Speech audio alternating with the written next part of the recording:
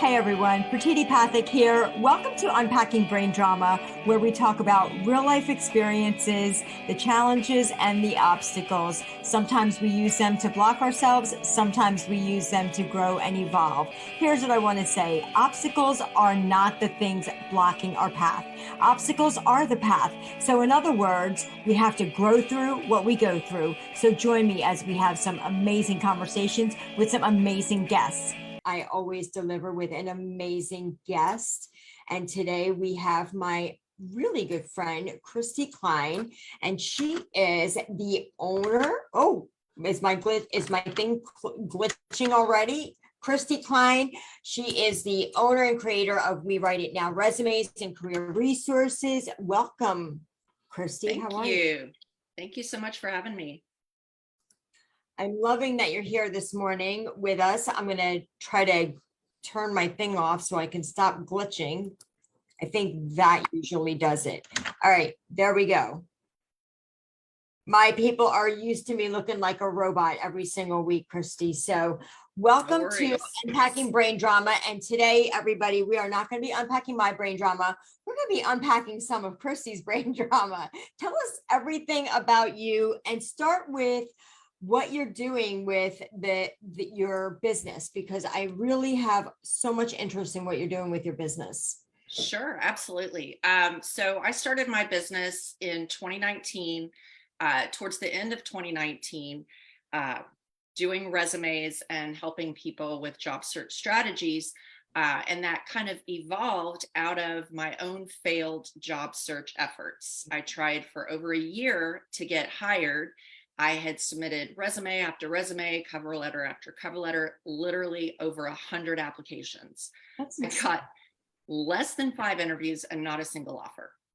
So, and I have a college degree. I've worked with Fortune 500 and Fortune 100 companies, so I have the background, I have the experience, and it was a miserable fail. And I felt terrible, Yeah. Full of shame, full of, self-doubt, thinking, what in the world do I even have to offer? If I can't even get an interview, like, what is wrong? What is happening?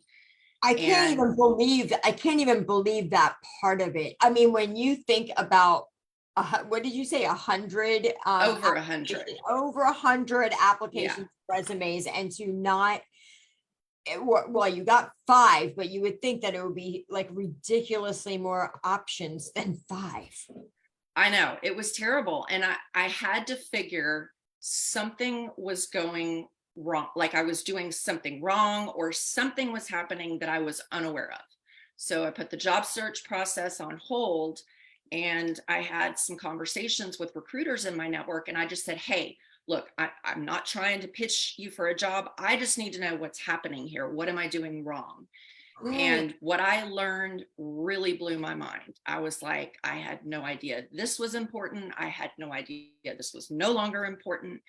And so I got to thinking, hey, okay, first of all, nobody's hiring me.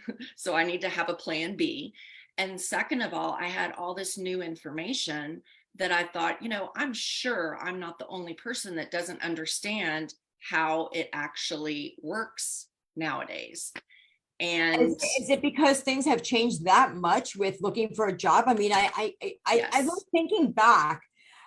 It's so different today because I remember, going on foot even in back in the day. I can remember going into an industrial park and like basically door knocking, right? Knocking the door, going in and saying like, hey, I'm looking, for employment. Could I speak with the manager?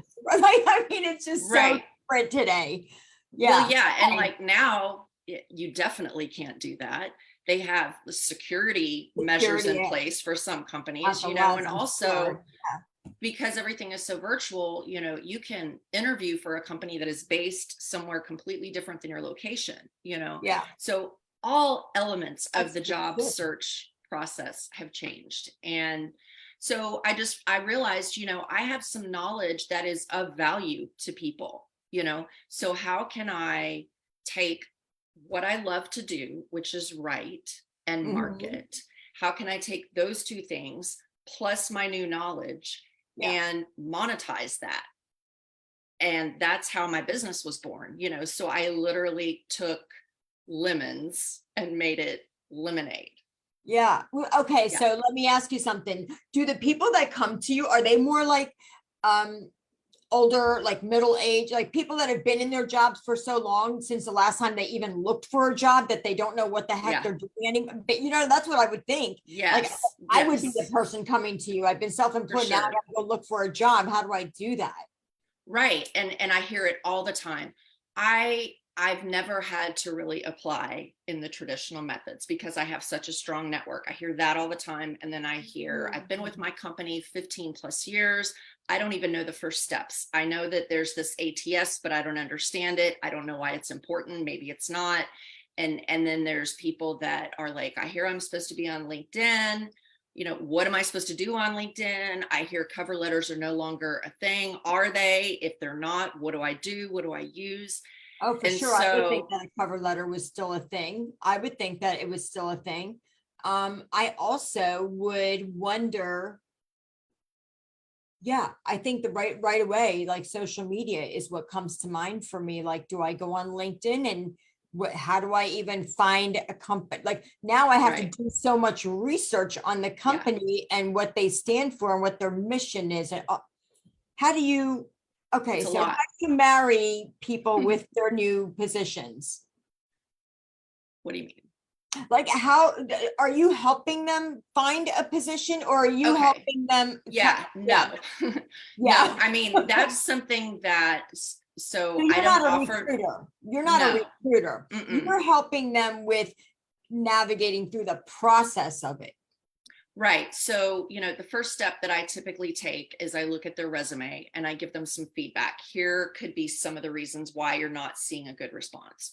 Or if you were to take me on as your writer, here are some things that I would do to make your resume stronger, and increase the odds that it's actually going to land in human hands. So the resume is the first piece of it. The LinkedIn profile is the second piece of it. And I know we touched on cover letters, and cover letters are dying a slow death.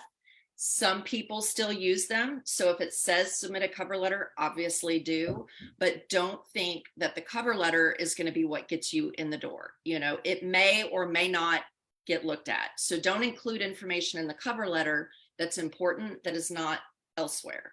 Does that make sense? Absolutely. So whatever you're going to put in the cover letter, make sure it's everywhere else. This is just like highlighting something. Right. So there's the resume, your LinkedIn profile, the cover letter, maybe or maybe not. But then there's job search strategies, and there are so many things on LinkedIn that you can do aside from just applying to jobs. Like there's a lot of features and tools that are created especially for job seekers on LinkedIn. So there's that piece of it. So I do coaching on LinkedIn, how to leverage LinkedIn in your job search. I also coach on how to deliver your elevator pitch, and honestly, I know that's cheesy and we've talked about elevator pitches for years, but the bottom line is when somebody asks, tell me about yourself, you need to be prepared for a response, and they don't care about how you grew up in that initial interview. They are looking for, why should I want to invest my time in this potential candidate? So I teach things like that, all different elements of the job search process. You know what? I really love that portion of it because I know it's an area that I struggle for sure on, like right now, this moment today, with when you talk about an elevator pitch, as a coach or as a realtor or as like whatever you're doing, those are the two things I'm doing. And if I go to networking events, you might have like 30, 40, 50 people in the room. That 30-second pitch, which ours is like this one that I go to regularly. I love it so much. We have so many people now. We had to knock it down to 25-second pitch. Okay. Yeah. I always got the buzzer rung on me on the 30-second. So now I have to narrow it down to a few sentences to even let anybody decide that they even want to come and talk to me about so you're helping them with, why should we even invest, not the time in hiring you, but even talking to you at all. Right. You want to get that initial first conversation. And so a lot of times potential clients will ask, can you guarantee that I'm going to get hired in, 2 months, 3 months, 6 months? Absolutely not. And if somebody says they can, I would run, because there's way too many things at play.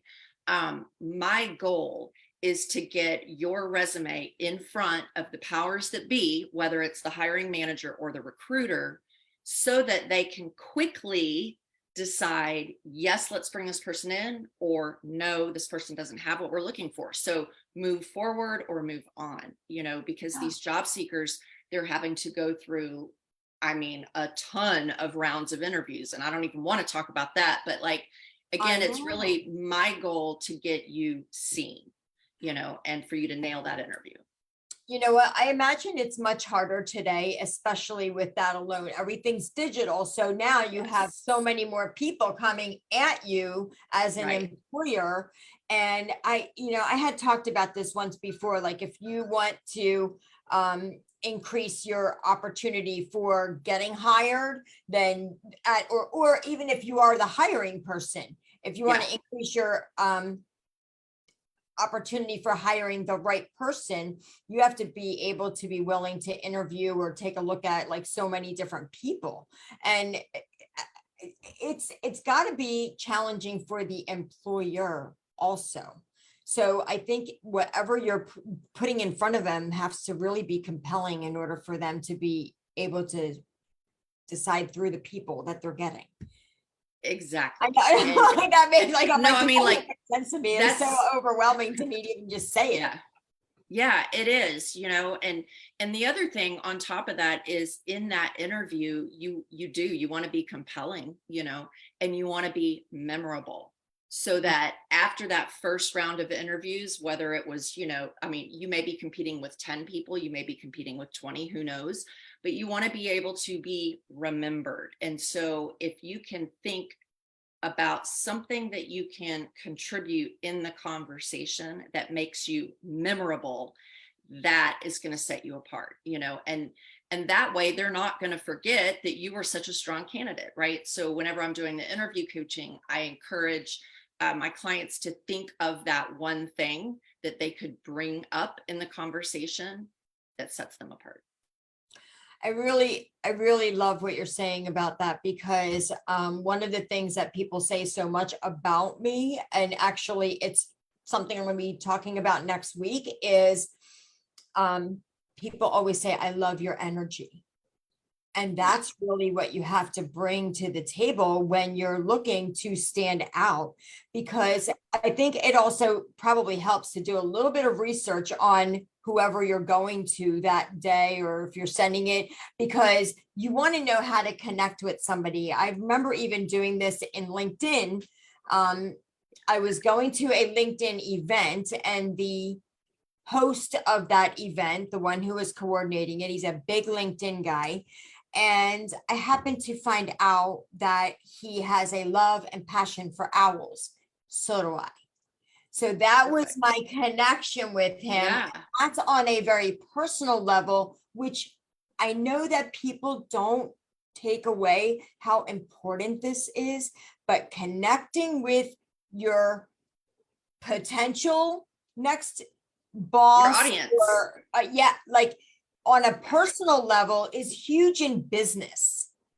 And I can't emphasize that enough. Could you talk a little bit about why connecting with people personally in a relationship is important for business relationships?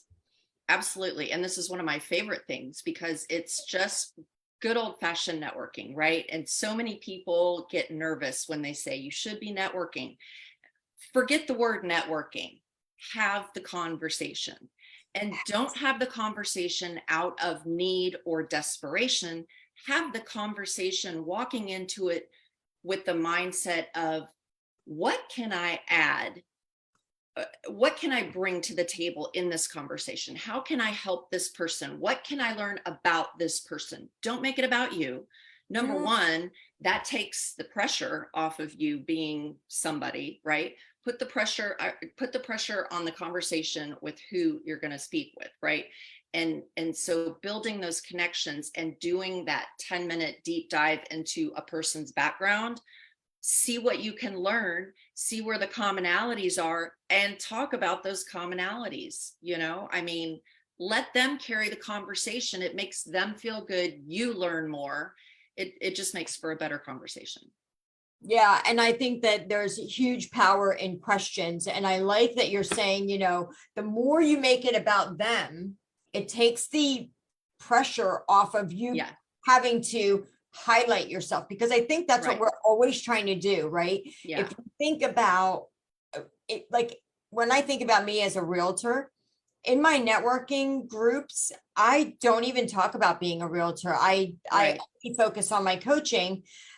There's a million realtors. What sets you apart from them is your relationship. And I tell that to new agents all the time. I'm like, you're not out there to buy and sell houses. Your job is to just create relationships. When people are ready to do that type of business with you, they're going to come to the person that they have the best relationship with. Right. So I feel the same way about hiring somebody. The person that I am going to connect with, that I feel comfortable with, that I have confidence in, that's what I'm going to hire to be a part of my business. So I know that this is going to be a little bit of a self-promotion, but it's really right in line with what we're talking about. Yes. So in the interview process, you should come prepared, research the person that you're interviewing with, the company, all the latest things, and come with some questions about the company, right? That's a given. But I have created an interview guide. It's called Ace That Interview, and it contains 40 questions that you can ask to help you determine if the company is a good fit, if the manager is a good fit, if the team is a good fit. They are questions that you should ask to help you figure out what it's going to be like working there, and if you will assimilate into that environment with minimal problems. Like one of the questions, and it's my favorite, tell me about how you and your team celebrate successes. I mean, that tells so much information about the manager, about how they handle success. Is there a good team vibe? Is it casual? Do they do things outside of work? All these things with that one simple question. Because you might find out that they don't even celebrate. Right. And if the person you're interviewing is like, well, that tells you gobs, right? Or another favorite question of mine is, what are the 3 most important skills that this person has in this role? And then a follow-up is, for the person that was in this role previously, what was something that they struggled with? That is so telling. Oh my goodness. I know. You guys are getting so much power out of this. I want to steal your 40 questions, because that just sounds like an amazing list that you've been. I talk about this all the time. I'm going to be talking about it next week too, the power of questions, because it is how we make good and poor decisions. That's right. And listen, when you're going through that interview process, sometimes it's 4 interviews, sometimes it's 8, sometimes it's more. Trust me, you want to be confident in that decision, because you don't want to be interviewing again in the next 6 months to a year to 2 years. You want to know that this is going to be a place that you will be content with for a while, however that looks for you. Well, yeah. I mean, number one, whatever any of you out there choose to do for work, how you make money to survive out there in the world, and what that all stands for, because in the end, you're doing it for your own lifestyle, for your own life, for your own family, for your own, interaction with life. And if you're not happy there, it's the most amount of time that you spend throughout a day. And if you're not enjoying that, if you're not energized by it, if you're like depleting all day from it, you're going home to the most important people in your life completely depleted of your energy, and that just isn't fun for you or anybody around you. So I think that part's super important too, because I think we sometimes tend to choose jobs for the paycheck alone. Not smart. Or they choose jobs out of desperation. They Mm, feel like, oh my I gosh, will, I've been interviewing for 6 months. This is the first offer. I better take it. I And better, I get that. That's a tough call, because you do need income coming in, and yeah, so there is a point where where you may have to need to settle. make a decision. Yeah. Yeah. But again, I still think it comes down to the questions. I mean, even if it is your first offer, um, and you've now asked these powerful questions that Kristy's given you to ask, and you know that this is not going to be the best fit for you, know that going in and continue doing what you're doing then. And how do you recommend somebody deal with that, or how should they present themselves if they can tell that this is not going to be a great opportunity, but they might have to take that opportunity because it's the only one they've gotten right now and they're going to keep looking? I feel like there should be some honesty, like I don't let, maybe is there a 3-month probation period? I think those are really good questions to ask too, because you always want to make Yeah. sure that the company is a good fit for you too, because as well as a potential employee can present themselves and may not be completely, maybe that was a facade. The same Yeah. thing for the company too. They could be on their best behavior for the interview, and then maybe, Right. they've got some issues going on behind the scenes. So Yeah. And that's a really good idea too, to ask the question, um, what how do I say this? So like have an informal 6-month review and make sure that they are going to do that, and ask them what would look like success in this role. What are deliverables that this person needs to meet at 6 months and at 1 year to be considered, I guess a good fit successful. or doing well. Yeah. Yeah, exactly. I That think will give that's you really good insight. information. Yeah. Oh Yeah. my God, this is really, really good. And it's something I hadn't thought about for so long because I've been working for myself for so many Yeah. years. Right. Um, one of the things that I do want to go back to, I love everything that you're doing. I want you to end up leaving them with some tips, which you've already dropped so many bombs right now that are so great. Really golden nuggets, we'll call them, not bombs. What I would like to do is go back a little bit. Before this all started for you, Yeah. why were you out there looking for new employment to begin with? I mean, this obviously was a journey that started somewhere. Can we go back Right. a little bit in time? I'm not saying go back to kindergarten, Kristy, but Right. go back Yeah. to a place where maybe we can see what led you to this. I know that the looking for a job is what led you to uncovering this gift that you have. But go back even a little bit further, if you will. Yeah. Yeah. Back in 2015, 2016, I was in a role that was not a great fit.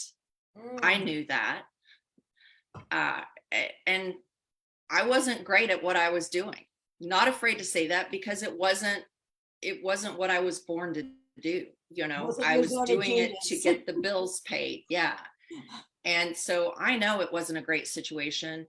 And something happened during that time at work. And I will just say this, that it was happening all around the Me Too movement. And I used my voice and spoke up, and that did not go well for me in the end. So I Oh, found myself, not able, out of a job and not able to land a job. Uh, but when I was out of a job, I went through all of these feelings of shame and self-doubt, and, what value do I have? Like, what's even good about me? Like, why what would do I people want have to to hire offer? me? Yeah. Yeah, what do I have to offer? So there was that going on. Also, I was recently divorced, so there was that.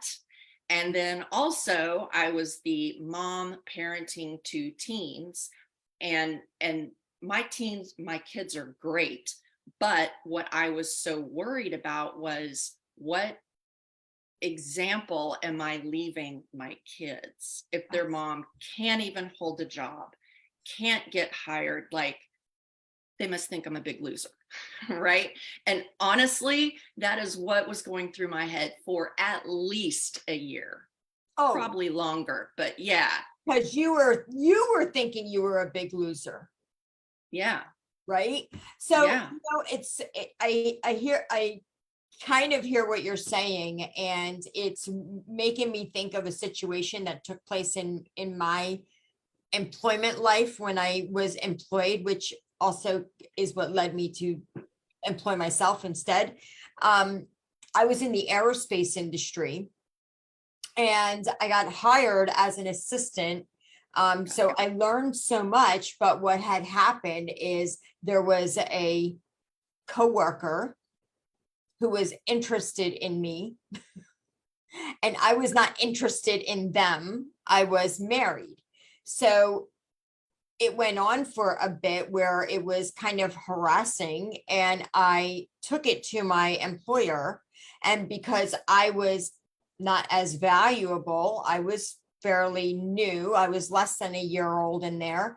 And the other person was like 17-ish years in and much higher up there, like he was like a main person. And I remember getting fired as if I did it. So I Right. felt that, like, when you talked about like feeling shame, like that's what it brought up for me, is my own experience that way.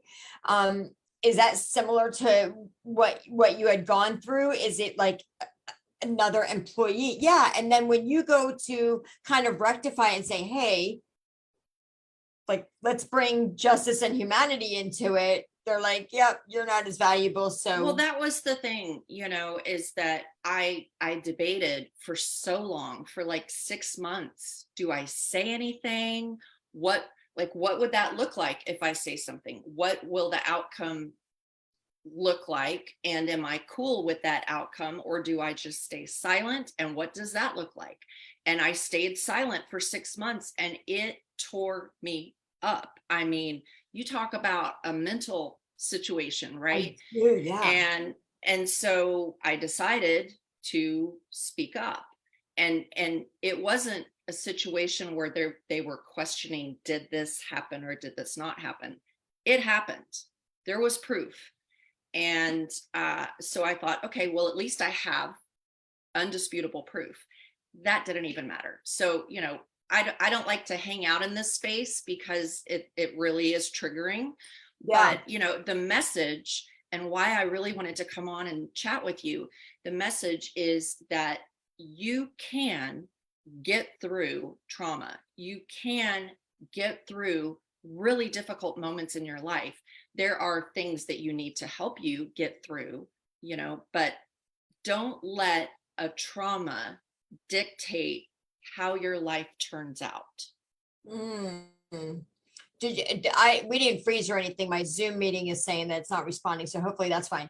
I love what you're saying, and I even want to emphasize it one step further. It's not just about getting through it, because you didn't just get through it.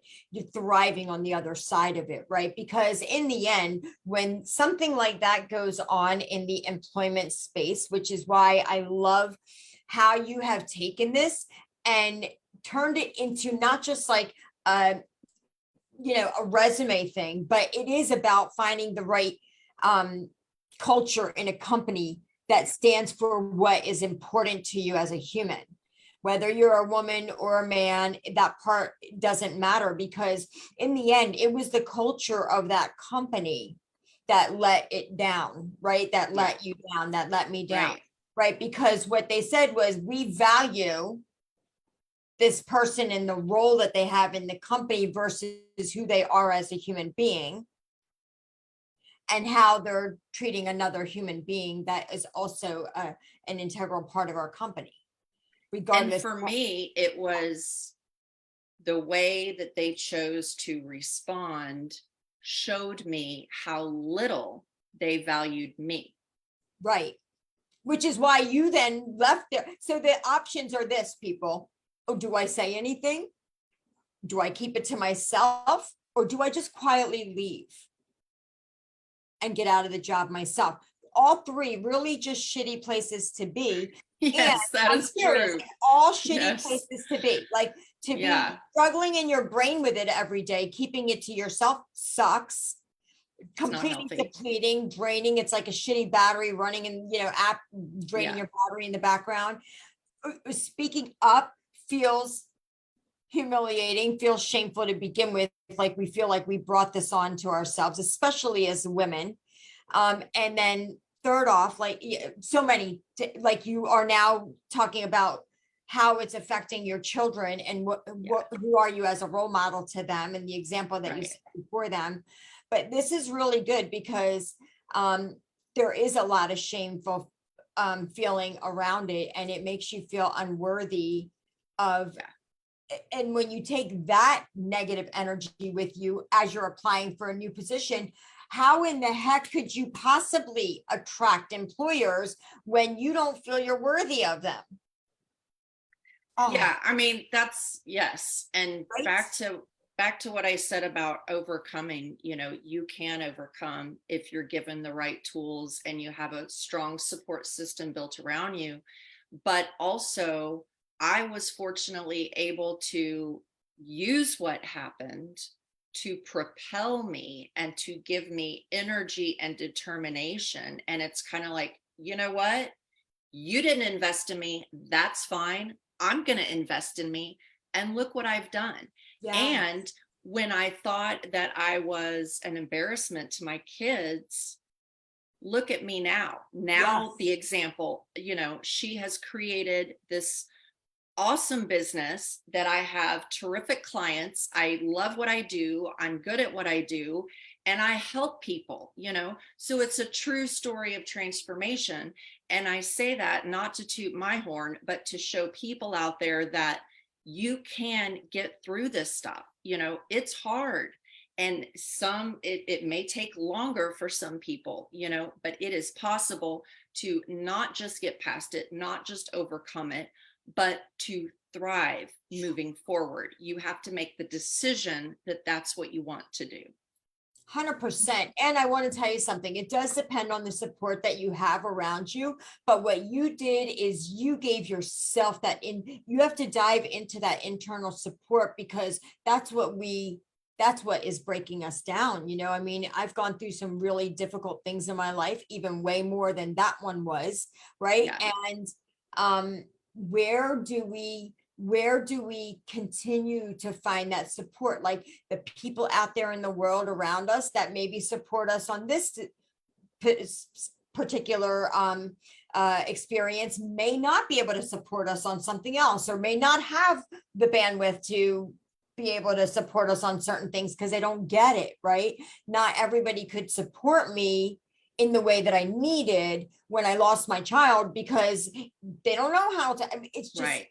it's not the same as if they sure could be there for me if I went through a divorce, which they were, and if I lost a job, which they did, but this was different. So every experience that we have out there in the world that is challenging, we have to build up that resilience in ourselves, and that comes from shit happening and us learning how to dive deep within ourselves to conjure up our own support within us, because in the end, who's there for you other than you? And you're there for your kids, and that's what you're teaching them. That's the example, is like, hey kids, sometimes things are going to happen, but here's what you do with it.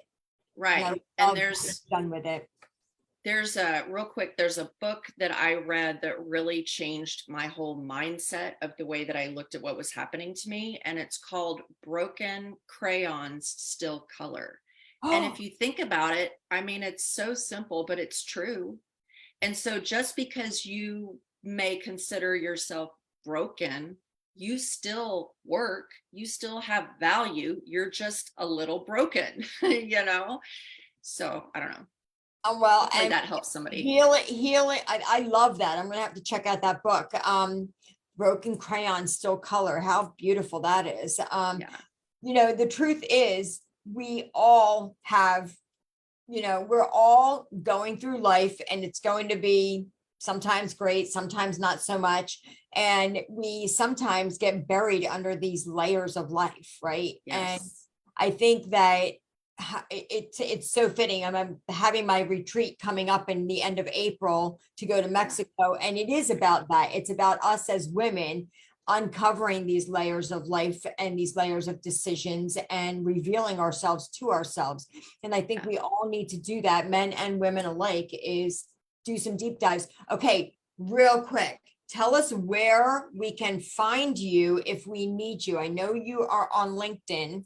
Yes. So Kristy Kline, Kline on LinkedIn, on Facebook, the same, Kristy Kline, but my website is We Write It Now. And if you want that Ace That Interview guide, definitely reach out.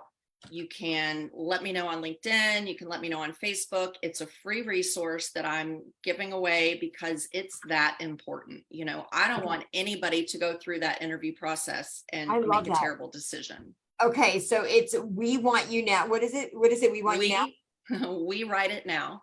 We write it now. I'm like, we want you now. We do want you now, but we first write it now. We write it now. And then they can find that you said you had a freebie offer.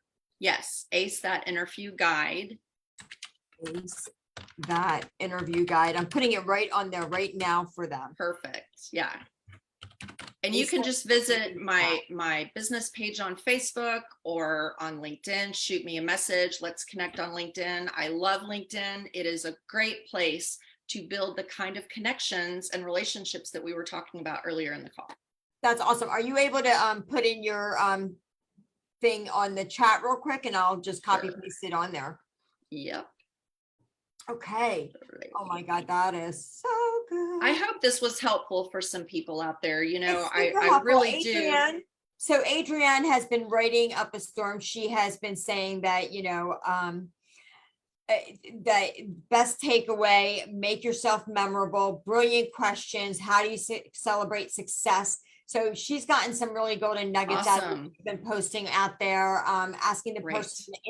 I love that too, Adrienne. She said, asking the person in the roles previously and what they struggle with. That's really brilliant. And she's like, this is a beautiful, empowering message. So really awesome. Thank you so much. And let me just copy. I'm going to just copy paste this stuff in here so that they can have it right this moment. And thank you so much for coming on, because this has been super amazing. I'm going to put all these links in here. Thank you so much, Pratiti. And, you know, it was such a terrible time in my life. And if my experience can help somebody else, you know, I want good to come out of it, you know, because Absolutely. It was terrible. It was awful. But well, you know what? And sometimes shit is going to be terrible and awful. But, you know, I think that the best way for all of us to remember one thing, there's not a whole lot to learn when things are amazing and easy, right? It's true. So you're either winning or you're learning. There's no like, hey, I love that. Screwed it up. Hey, I'm messed it all up. I'm a failure. Nothing that. Just get rid of all that garbage talk. It is you're either winning or you're learning. And that's so awesome. If something is going like wrong in your mind, just be like, why is this perfect for me right now? Yeah. What can I take away and do differently? Why was this so good best thing? Because think about it. If that shit never happened, you wouldn't be the amazing woman you are right now. Who knows where I would be? Yeah, you not here. Be there, not loving it, you know? Yeah. Keeping it to yourself. Anyway, I love you. Thank you so much for coming on and sharing all this with us, because super, super helpful. I love it. I hope you get lots of people that are out there spinning around, not knowing where they're going, to get some really good quality questions out of their next interview, because that's so good. All right, we're going to jump off the Facebook Live, people, because we just love each other and want to keep on chatting. Bye. Bye. Thank you for listening to Unpacking Brain Drama podcast. You'll find links for all the things mentioned below in the show notes. And it would be incredibly awesome if you would take a quick moment to leave a review on iTunes or wherever you listen. If you'd like to be considered as a guest on our podcast, be sure to go to www.resultsbydesigncoaching.com for a free 30-minute coaching session. Thanks so much, guys. See you next time.